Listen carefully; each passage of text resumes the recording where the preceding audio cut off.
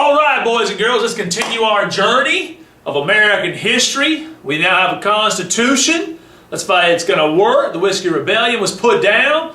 All right, now let's see what happens. So, in this standard, which is standard 6, and this is what you basically have to answer is, in what ways did territorial and population growth impact the early decades of the new nation? So what's happening is this. Territorial means our country is going to grow. We're going to get pretty big here in just a little while. All right. The next thing is, it doesn't just grow with land. We're also going to grow with a lot of new people, immigrants, and that's what we call that. So basically what's happened is this.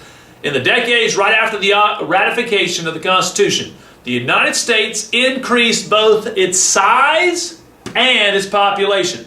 This expansion is going to lead to increased U.S. interactions with all these other nations around us. All right? So this standard is going to measure your knowledge of this expansion. Welcome to standard number 6. Here we go. All right. The first territory we will deal with outside the original 13 states is the Northwest Territory. The Northwest Territory, which is right here. Here is the Northwest Territory. It's not way over there yet. It's just right here. North and west, right there. Okay. This is going to be governed by what's called the Northwest Ordinance. All right. This ordinance is just a laws. That's all it is. Ordinance means laws. Demonstrates to Americans that government is trying to encourage westward expansion. That's why this unit is called Westward Expansion. So the government's trying to get us out over from here and go west and try to find some new land to begin to establish new places to live. All right, so what does the Northwest Ordinance do? All right, first, it gives us a way to make new states. And we'll talk more about that later on. But it gives us a plan of how we can make a new state. Instead of having just 13, we have 14, 15, 16, eventually 50. All right, the ordinance does this too. It bans slavery, all right, in this Northwest Territory. All right, so basically above the Ohio River, here's the Ohio River right there, you are not allowed to have slaves anymore. So all the way up to the Mississippi River and below the Ohio River, you're still allowed to have slaves. But above the Ohio River, you're not allowed to have slaves anymore. Okay, lastly, it's going to mandate that all new states that are made by the Northwest Ordinance have to give free public education. So public schools will be started in the Northwest Territory. All right, last thing before we move on to the Northwest Ordinance. We have another hand gimmick here to help you remember the states that were made by the Northwest Ordinance. We have Michigan, Wisconsin, Indiana, Illinois, and Ohio. Michigan, Wisconsin, Indiana, Illinois, Ohio. Michigan, Wisconsin, Indiana, Illinois, and Ohio. And you see them all right here. Here's Michigan, Wisconsin, Indiana, Illinois, Ohio. The 5 states made by the Northwest Ordinance. All right. Next territory we have to deal with is the Louisiana Purchase. So basically what happens is this. In the early 1800s, Thomas Jefferson is the president. TJ is the man. The red-headed wonder is at the top of his game. All right, he's going to send James Monroe, which will be a president later on, but he'll send James Monroe to the group that was our ally during the American Revolution. You remember who they were? Who helped us out in the American Revolution? The French. He'll send James Monroe to France to negotiate the purchase of a very, very important port city. A port city, that's where boats come in and out carrying cargo. An important port city, and that will be New Orleans. So he sent to France to buy this little bitty spot right there, New Orleans. All right. At this time, the French ruler is Napoleon. All right, that giant of a man. All right, who's controlling this land right here, who's in war right now. He needs some money, and we want some land. All right. So we go over there. James Monroe begins to negotiate. And he's like, oh gosh, what are we going to do? What are we going to do? What are we going to do? All right, this is what he ends up with. He ends up not only buying New Orleans, but he also buys the entire Louisiana Territory, which extends all the way up to Canada. This is pretty good. Now the cost, you would think billions or trillions of dollars. We only bought it for $15 million. $15 million. That's just a couple pennies an acre. A couple pennies an acre. And what this basically ends up doing is doubling the size of the United States with the Louisiana Purchase. James Monroe didn't do what he's supposed to do. Buying just New Orleans, he bought the entire Louisiana Territory, doubling the size of our territory, the United States.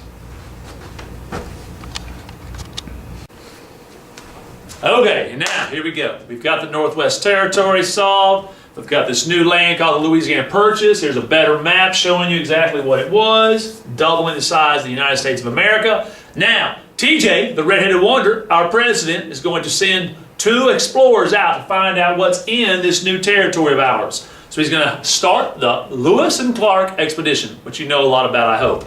So Thomas Jefferson is going to send Meriwether Lewis and William Clark to explore Louisiana and the western lands all the way to the Pacific Ocean. That's their goal. Are they going to make it? Let's find out. So on their 16-month expedition, it's going to take them 16 months to go to here, all the way back to St. Louis, Missouri.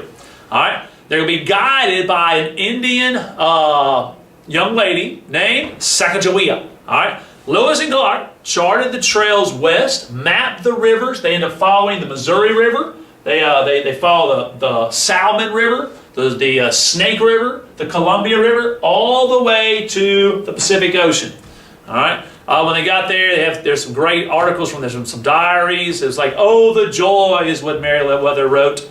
All right. So they'll record all the facts and the figures they can. They'll talk about what animals they see. They talk about what trails they see. They talk about what Indian tribes they see. They basically write down everything that they can. They traveled 7,689 miles in total, going from the Louisiana Purchase all the way to the Pacific Ocean and back to St. Louis, Missouri. It's considered the greatest expedition in American history. All right, also during this time period, everything was not as hunky-dory as it sounds. We were gaining new land. We had new states being made with Michigan, Wisconsin, Indiana, Illinois, and Ohio with the Northwest Ordinance. But everybody's still not happy with us. And the main group is the peoples that we just kicked, the English. All right, so we're going to end up going to war with them again. So in 1812, the War of 1812, America is going to again declare war on Great Britain. Now why? There's basically 4 reasons. One stands out. All right, first one is this. Americans objected to restrictions that the British was putting on our American neutrality of our merchants from trading with the French. They didn't want us trading with the French, but we wanted to. So that's one reason. They were stopping us. All right, second reason is the big one and this big important one. Here we go. Americans begin to get outraged. This is the reason why we're going to go to war. The others are just kind of, a little bit of salt on your food. It makes it taste a little better. But this one is the reason. The British were out there impressing our soldiers. This is called impressment. That means under this policy, the British began to take thousands of our soldiers actually off of our trading ships, our merchant ships, and forcing them to serve on British ships. They were saying that they really weren't U.S. citizens because they don't think there's a such thing as the United States. Impressment. Taking our soldiers, taking our people, taking our dads, taking our husbands, taking our sons and making them be on British ships. Impressment. Let's go to war, baby, over that one. All right. Next 2 other things here kind of important here. All right, the Americans, we began to suspect the British. They were kind of supplying the Indians with some guns and all that stuff to keep fighting us, and we didn't like that. All right, and the last thing is the Americans, we just wanted them out of here. We wanted the British out of Canada. We wanted them out of North America. We just wanted to kick their butts one last time, get them out of here. But remember, the main cause for us going to war with the British again in the War of 1812 is impressment. Okay, so let's talk just a little bit about the war itself, and then we'll move into the results of the war. So, we really are not adequately prepared for this battle. We are about to go against, again, yes, the most powerful Navy in the world, and we only have 16 ships. They have, get this right, 600 ships versus our 16. All right, so we're bound to lose this. This is not in our favor at all. Now, one of these ships kind of becomes the mascot. We call it the USS Constitution. It goes out there, it's blowing up ships left and right. It does a great job. People began to have a lot of pride in our might, our Navy might, ever how small it is. Time goes on. The British actually come from Canada down to Washington, D.C. They burned Washington, D.C. down to the ground. They burned the thing down. Only one painting was saved out of it. That's George Washington's painting. Some cool things going to happen out of this. The Star-Spangled Banner is written during this time. It's so good. It's a really good time for us. All right, so time is going on, and the thing is, England is fighting somebody else too. So they can't just focus all their might on us. They're fighting the French. And in the December 24th, at the Battle of New Orleans, there's a song that we'll talk about here later on. I might even play it here on this video. But at the Battle of New Orleans, Andrew Jackson, who become very famous for this, and later on become president, Andrew Jackson, remember this? He will do what is necessary for us to become victorious at the Battle of New Orleans, bringing the War of 1812 to an end. We're kicking their butts again. This is December 24th, 1814, and the war will come to an end. Some things happen a little bit afterwards, but it's basically over. Now, here's some of your results here. All right, the War of 1812 was the end of U.S. military hostility with Great Britain. We will never fight the British again. We won't fight over diplomacy. We won't fight over trade. We won't fight over territory. There will never be a military dispute with the English ever again. And they're actually probably our best friends today. So our military, especially our Army and our Navy, is now going to be firmly established as worthy opponents of any European power. People are going to start seeing us as a world power, as somebody that you don't just mess with. All right? And then lastly, the U.S. military achievements in the War of 1812 also served to heighten our national sentiments.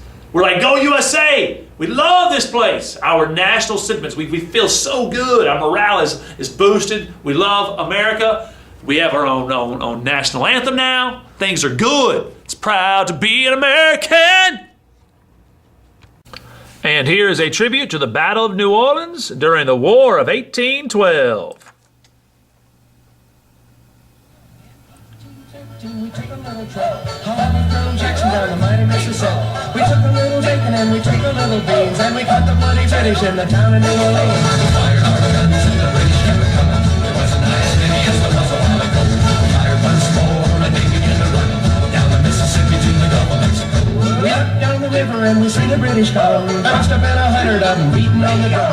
They stepped so high and they made the bugles ring. We stepped beside our cotton bales and didn't say a thing. We fired our guns and the British kept coming. There wasn't as many as there was a while ago. We fired once more and they began to run down the Mississippi to the Gulf of Mexico. Fired our guns, fired our guns.